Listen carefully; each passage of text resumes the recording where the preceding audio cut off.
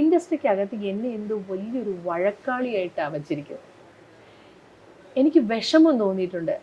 ഒരിക്കൽ ഒരു production controller എന്നോട് പറഞ്ഞു, ഞാൻ വർക്ക് ചെയ്തതിന് ശേഷം ഒരു പ്രൊഡ്യൂസറും ഒരു പ്രൊഡക്ഷൻ കൺട്രോളറും കൂടി ഇരിക്കാം. അപ്പോൾ ആ വർക്ക് ഒരു 4 വർഷം പോയി, സക്സസ് ആയി. സക്സസ് പാർട്ടിയുടെ അന്ന് എന്നോട് പറഞ്ഞു, ഉമയ്ക്കൊരു കാര്യം അറിയോ, ഉമയെ ഈ പ്രോജക്റ്റിന് വേണ്ടിയിട്ട് കാസ്റ്റ് ചെയ്ത സമയത്ത് പല ആൾക്കാരും ഫോണിൽ വിളിച്ചു പറഞ്ഞു, അയ്യോ അവരുണ്ടെങ്കിൽ ഭയങ്കര പ്രശ്നക്കാരി കേട്ടോ.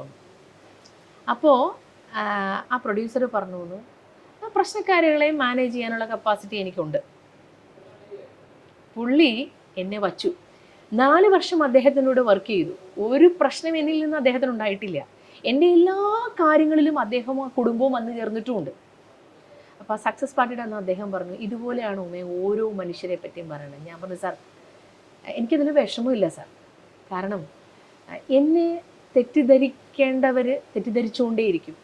ഉള്ള കാര്യം മുഖത്ത് നോക്കി പറയുന്നതോ ശബ്ദത്തിൽ സംസാരിക്കുന്നതോ സ്പീഡിൽ സംസാരിക്കുന്നതോ ആണ് ഒരു മോശ വ്യക്തിയുടെ സ്വഭാവമെങ്കിൽ ഞാനൊരു മോശം ആളാണ്.